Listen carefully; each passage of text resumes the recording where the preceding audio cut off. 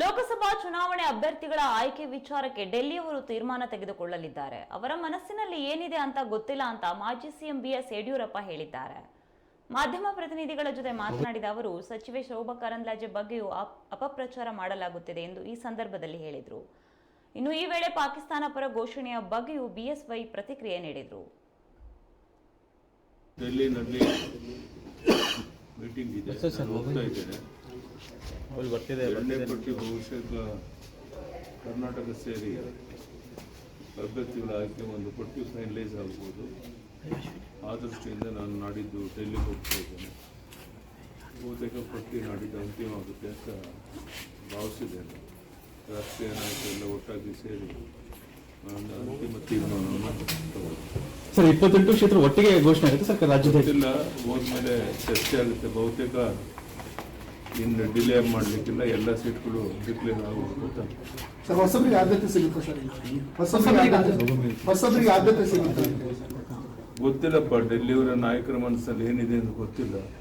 ಅಂತಿಮ ತೀರ್ಮಾನ ಡೆಲ್ಲಿ ಹೋಗ್ತದೆ. ಜೆಡಿಎಸ್ಗೆ ಮತ್ತೆ ಬಿಜೆಪಿಗೆ ಎಷ್ಟು ಗೊತ್ತಿಲ್ಲಪ್ಪ, ಅದನ್ನು ಇನ್ನೂ ಫೈನಲೈಸ್ ಆಗಿಲ್ಲ. ಹೊಂದಾಣಿಕೆ ಆಗೋದು ನಿಶ್ಚಿತ.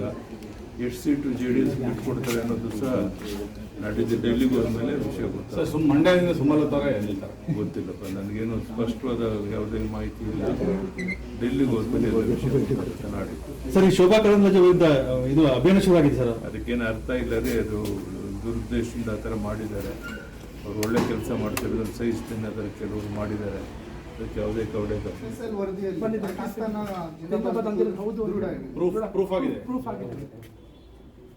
ಥರ ಒಂದು ನಮಗೆ ಸಿಕ್ಕಿರೋ ಮಾಹಿತಿ ಪ್ರಕಾರ ಹೇಳಿದ್ದೇವೆ. ಅವರು ಸರ್ಕಾರಕ್ಕೂ ಮಾಹಿತಿ ಬಂದಿದೆ. ಯಾಕೆ ಇನ್ನೂ ಮುಚ್ಚಿಟ್ಟಿದ್ದಾರೋ ಗೊತ್ತಿಲ್ಲ.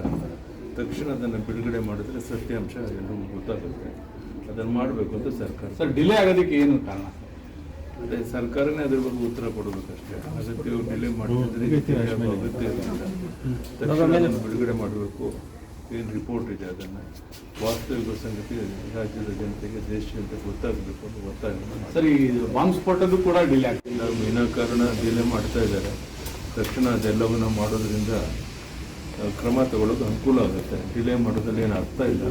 ತಕ್ಷಣ ಅದನ್ನೆಲ್ಲ ಮಾಡಬೇಕು ಅಂತ ಒತ್ತಾಯ. ಸರ್, ಎಲ್ಲ ಕಡೆ ಬರ ಇದೆ ಸರ್. ಬರ ನೀರಿಗೆ ಹಾಹಾಕಾರ ಆಗಿದೆ. ಭೀಕರ ಬರಗಾಲ, ಬಹಳ ಮುಖ್ಯವಾಗಿ ಕುಡಿಯುವ ನೀರಿನ ಹಾಹಾಕಾರ. ಬೆಂಗಳೂರಿನಲ್ಲೂ ಸಹ ನೀವು ನೋಡ್ತಾ ಇದ್ದೀರಿ ಯಾವ ಪರಿಸ್ಥಿತಿ ಇದೆ ಅಂತ. ಬಹುಶಃ ನಮ್ಮ ರಾಜ್ಯದ ಇತಿಹಾಸದಲ್ಲಿ ಮೊದಲ ಬಾರಿಗೆ 1 ಲೀಟರ್ ನೀರನ್ನು ಕೊಂಡ್ಕೊಂಡು ಸ್ಥಿತಿ ಬಂದಿದೆ. ಅದು ಎಲ್ಲಿಗೆ ಹೋಗ್ಬಿಟ್ಟದ್ದು ಗೊತ್ತಿಲ್ಲ. ದೇವರು ಪ್ರಾರ್ಥನೆ ಮಾಡೋದು ಆದಷ್ಟು ಬೇಗ ಮಳೆ ಬಂದು ಕೆರೆಕಟ್ಟೆಗಳು ತುಂಬಿ ಸಮಸ್ಯೆ ಬಗ್ಗೆ. ಲೋಕಸಭಾ ಚುನಾವಣೆಗೆ ಇನ್ನೇನು ಕೆಲ ದಿನಗಳಷ್ಟೇ ಬಾಕಿ ಇದೆ. ಈ ಸಂದರ್ಭದಲ್ಲಿ ಬಿಎಸ್ ಯಡಿಯೂರಪ್ಪನವರು ಈ ರೀತಿಯಾಗಿ ಹೇಳಿದ್ದಾರೆ. ಲೋಕಸಭಾ ಚುನಾವಣೆ ಅಭ್ಯರ್ಥಿಗಳ ಆಯ್ಕೆ ವಿಚಾರಕ್ಕೆ ಡೆಲ್ಲಿಯವರು ತೀರ್ಮಾನ ತೆಗೆದುಕೊಳ್ಳುತ್ತಾರೆ. ಅವ್ರ ಮನಸ್ಸಿನಲ್ಲಿ ಏನಿದೆ ಅಂತ ಗೊತ್ತಿಲ್ಲ ಅಂತ ಮಾಜಿ ಮುಖ್ಯಮಂತ್ರಿ ಬಿಎಸ್ ಯಡಿಯೂರಪ್ಪನವರು ಶಿವಮೊಗ್ಗದಲ್ಲಿ ಮಾಧ್ಯಮ ಪ್ರತಿನಿಧಿಗಳ ಎದುರು ಈ ರೀತಿ ಹೇಳಿದ್ದಾರೆ. ಇನ್ನು ಈ ವೇಳೆ ಇವರು ಚಿಕ್ಕಮಗಳೂರು ಮತ್ತು ಉಡುಪಿ ಕ್ಷೇತ್ರದ ಸಂಸದರಾಗಿರುವ ಶೋಭಾ ಕರಂದ್ಲಾಜೆ ಬಗ್ಗೆಯೂ ಮಾತನಾಡಿದ್ದು, ಶೋಭಾ ಕರಂದ್ಲಾಜೆ ಬಗ್ಗೆ ಇಲ್ಲದ ಅಪಪ್ರಚಾರ ಮಾಡಲಾಗ್ತಾ ಇದೆ ಅಂತ ಹೇಳಿದ್ದಾರೆ. ಆಮೇಲೆ ಚರ್ಚೆ ಆಗುತ್ತೆ. ಬಹುತೇಕ ಇನ್ನು ಡಿಲೇ ಮಾಡಲಿಕ್ಕಿಲ್ಲ, ಎಲ್ಲ ಸೀಟ್ಗಳು ಡಿಕ್ಲೇರ್ ಆಗೋಗುತ್ತೆ. ಸರ್, ಹೊಸಬರಿಗೆ ಆದ್ಯತೆ ಸಿಗುತ್ತೆ ಸರ್. ಹೊಸಬರಿಗೆ ಆದ್ಯತೆ ಸಿಗುತ್ತೆ ಗೊತ್ತಿಲ್ಲಪ್ಪ. ಡೆಲ್ಲಿಯವರ ನಾಯಕರ ಮನಸ್ಸಲ್ಲಿ ಏನಿದೆ ಅಂತ ಗೊತ್ತಿಲ್ಲ.